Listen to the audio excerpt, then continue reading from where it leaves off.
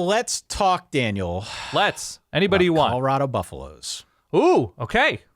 Colorado Buffaloes. You know that there are people out there listening, waiting with bated breath for what you are going to say about Colorado. 3.5 people. Here we go. No. It's many more than that, and you know it. Yeah. Arguably the most interesting program in college football. It is certainly among the most polarizing in college football because of how Deion is building this roster. It is a different approach.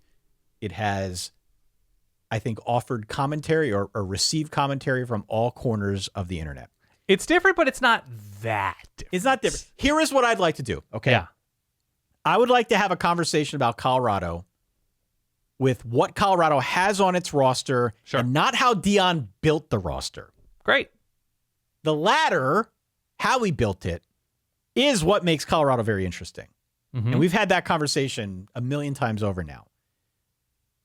The latter also breaks the model for how anybody previews college football teams in July or August.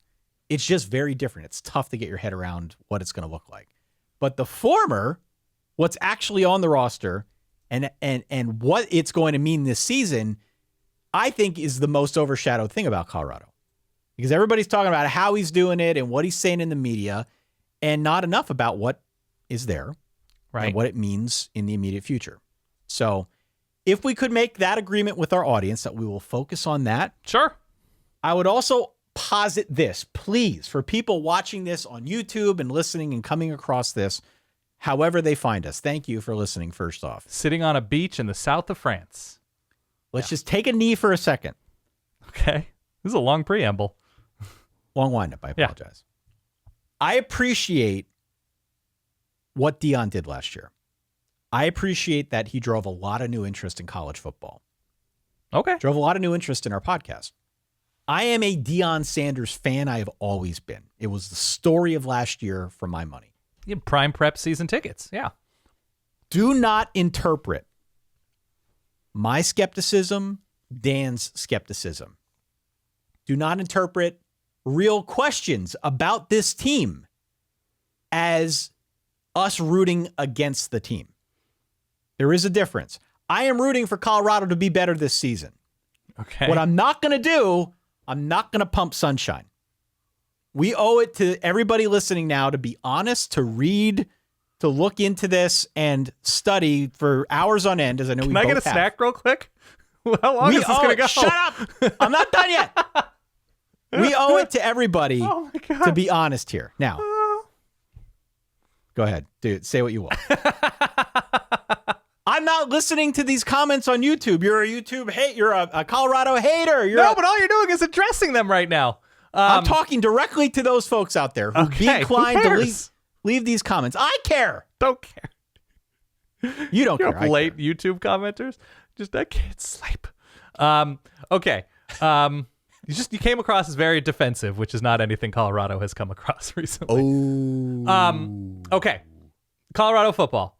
They have a good quarterback. I think their line is largely going to be below average, maybe improved because it has to improve because Shedeur Sanders was knocked around a lot last year. I still think they're relatively thin everywhere on the field. They might have the best overall athlete in the sport in Travis Hunter, who I don't know how much receiver he's going to play this year. Hopefully some, because he can be quite electric. But I want him to stay healthy. Unfortunately, he had the hits that he took against Colorado State last year that took him out for a chunk of the year. They've recruited some good to very good players in the portal. Like legit, like BJ Green and Dayan Hayes along the defensive line, I think is a plus for any team in the sport. I don't think the offensive linemen that they brought in are going to make a huge difference. Maybe they're like their floor is higher. They're more competent. I think with Dallin Hayden, the running back transfer from Ohio State, I think he's good. I think he's a good player. I think we're going to see an improved Colorado team. I don't think it's going to be a Colorado team we're talking about in November. I think because of depth, and you talk about, we won't talk about the recruiting strategy per se, but the number of bodies along the lines that are of, upper half of a power conference level, I think it's still lacking. I think whatever you think of his recruiting strategy or don't think of his recruiting strategy, teams that improve stockpile guys. And Colorado hasn't been. They bring in upperclassmen, they bring in guys from power programs or whatever, many of whom weren't huge difference makers. So my feeling is we're going to get a better version of what we saw from Colorado last year.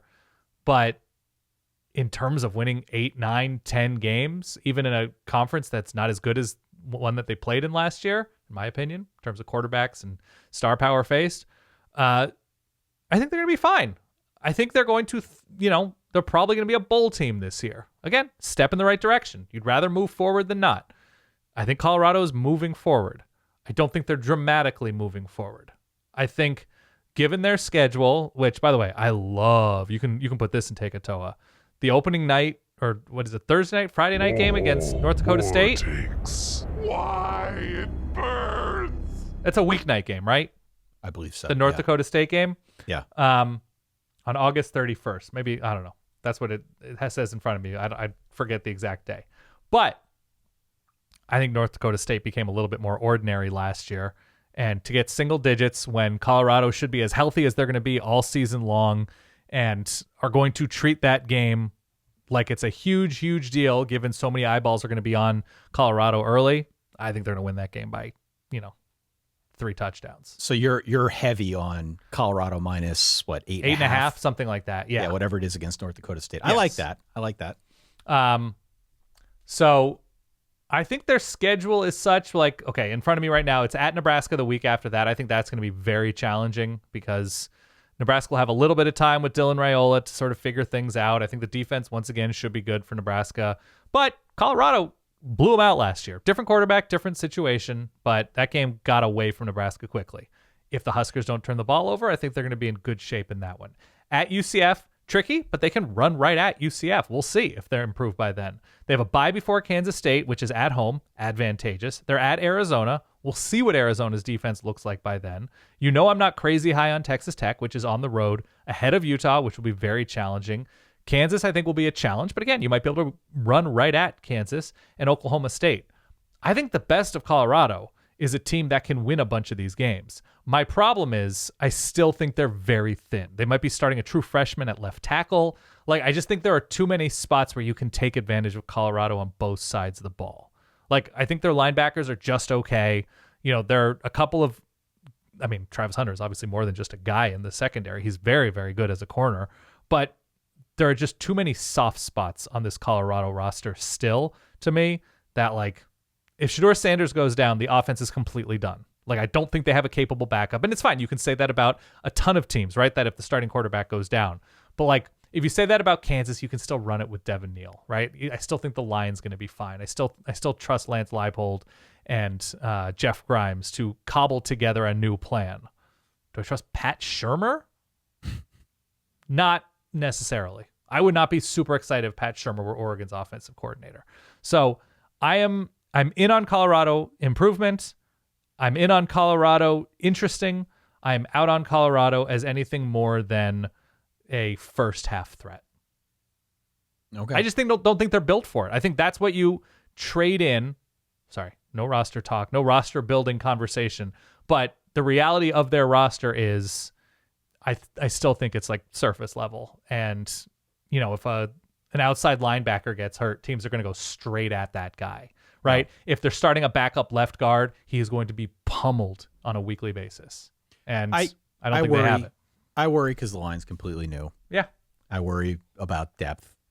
The unquestioned strength of the team is the passing game with Shedeur Sanders, and they've got a talented stable of wide receivers. With, of course, led by Travis Hunter to whatever end he plays receiver. Yeah, but Jimmy Horn. Also Jimmy Horn, LeJonte Wester. Excuse me, I almost said Webster. Wester, who comes over from Florida Atlantic. Will Shepard, who comes with a big transfer from Vandy. Yeah, no, I think skill position-wise, they're in a really good place. They're in a really good spot there. But and the defense, the defense I do think should be better. Yeah. And I can see a bowl, but it is, I think, a trickier schedule for a team with line questions and so much new on defense.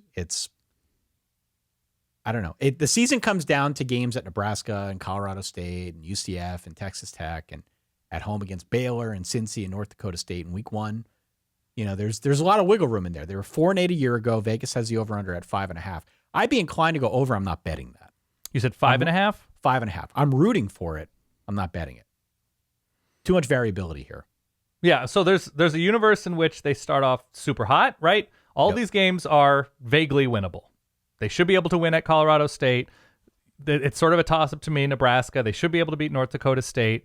Baylor is at home. At UCF, I think is going to be tricky, but starting out the season like 4-1 is not crazy.